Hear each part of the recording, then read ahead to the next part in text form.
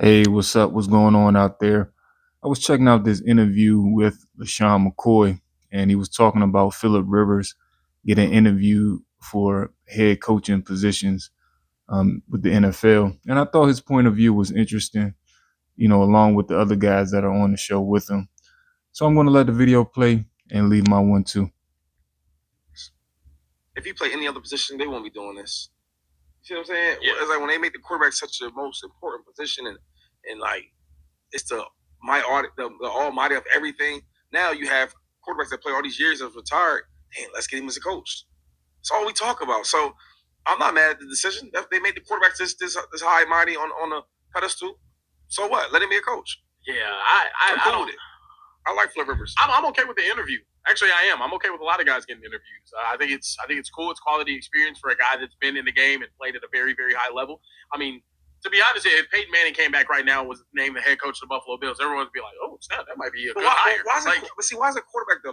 Like if this was, Well, I'm gonna stop it right there before he gathers his thoughts. I would say it has to be somebody along those lines, and the big gentleman, I forgot his name.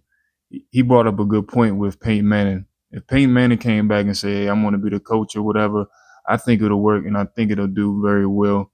Because when you think about it, they damn near call the plays, they run the offense, they know the fronts, know the coverages, know the routes. Like they know everything from top to bottom. Only thing they don't coach per se is like defense.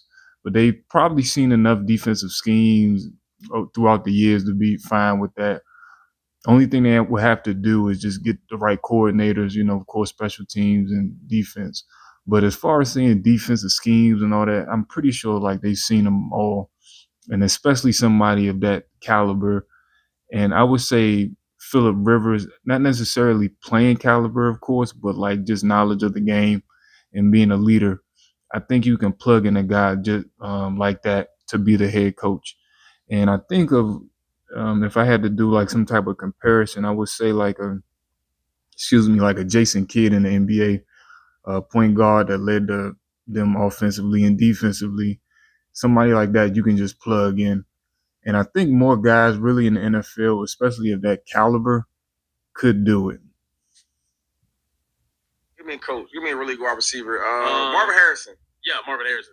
They're not doing this for him. Yeah, well, I think it's because Jerry Rice. I mean, they're not doing this for him. Speaking from a fan's perspective, but it does seem like quarterbacks probably know the intricacies of the game a little bit more than other positions. Yeah, especially being in it, and also they get to play longer. They do get to play a whole lot longer. Let me speak to it from the point of the game, and then Trey chime in, please. It's the aspect of quarterbacks have always had to lead the team. Yeah. And so quarterbacks, you're used to following the quarterback. More often than not, even if the quarterback's a young bull, the coach will say, "Hey, whoever the quarterback is, get in and break us down." You have Sam Darnold breaking us down, Wayne Witherspoon breaking us down, Wayne DeMarcus Lawrence breaking us down. No, listen to that but like coaches, more often than not, you want the quarterback to lead the team. And so quarterbacks, more than wide receivers, are used to leading the army, leading the charge. Quarterbacks, they recite the play call in the huddle. Quarterbacks are used to speaking. See, but I mean, that's not true either, though. There's some quarterbacks, respectfully, they're not trying to hear that. You think that gangster Seahawks defense want to hear Sam break them down? No, but that's not my point. I don't know. It's not a matter of want. I think think about this, too, Bob. The defensive coaches in football typically were formerly linebackers. Yep. The offensive coaches in football typically were formerly quarterbacks. Yeah. Because you are the coach and leader of your defense. I was about to say that too. And I was laughing at Shady too. He was talking about just imagine Sam Darnold breaking it down. I've seen him break it down before. I'm like, I see what he's saying, but it's not a big deal for real. But to Acho's point about the defensive side of the ball, the same can be said about defensive players. Like as far as like a Mike linebacker, like a really good one, knowing the fronts, knowing the coverages, being a leader. You can do that as well. To me, for a defender, like I'm talking about, especially like a Mike, or even like a safety or something. And I would just stick to really a linebacker because they deal with the front stuff and the run fits more. Not necessarily a safety, but I would have to go with a backer on that particular particular path if they wanted to pick one to go, coach, be the head coach. It just works in reverse to me. I'm not Fletcher Cox, nor Brandon Graham, nor Connor Barber, nor Trent Cole. But who broke down the huddle when D'Amico Ryans was hurt and I was starting? Me, who had the green dot. So I'm used to just being like, okay, I have to tell all of you all something. And even though I'm the sorriest dude out here, y'all gonna have to listen to me.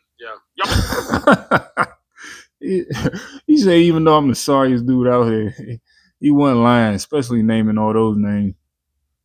And I want to, but unfortunately, I'm the leader right now. Yeah. So I think even if you're the sorriest QB, it's like quarterbacks are just just lead. And that's my argument is like they make everything about the quarterback. Because a lot of times I thought that it was because they're so smart. Their quarterback, they say on the blitzes, they say coverages, this and that, third. So let's have them be the coordinator, be that coach, right? But I'm thinking like a wide receiver, like a dude like Jerry Rice, who played all these years, see all these different coverages. And I'm sure there's times where he's telling freaking Steve Young, hey Steve, why you ain't throw here? I was open. Did they play this coverage? And I'm thinking like, well, a guy like Joe or Jerry Rice, why didn't let him try to interview for a job? A lot of experience, a lot of different coverages, super smart. Yeah, because he didn't play quarterback. That matters. And I'm gonna let the video end right there. Shady brought up some good points, about certain players being able to be head coaches if they had that pedigree and understanding. Somebody like Jerry Rice, but at the end of the day, I think to me it has to be somebody that has a greater experience of the whole, whether it's the offensive or defensive side of the ball, about what's going on. Because I'm pretty sure you can go to Jerry Rice and ask him about like blitz pickup and sliding the line protection and things like that, and run blitzes, and he wouldn't even know what that is. And I'm just guessing. I don't know for sure. But I think Shady was getting at, like, some of these quarterbacks just are getting a pass because they're just a quarterback and they don't necessarily qualify for certain things, which I agree with. That's why I said it just depends on what quarterback or what defender comes back and is trying to get a head coaching position. That would make more sense to me. But anyways, that's my 1-2. Leave your commentary. Let me know what you think.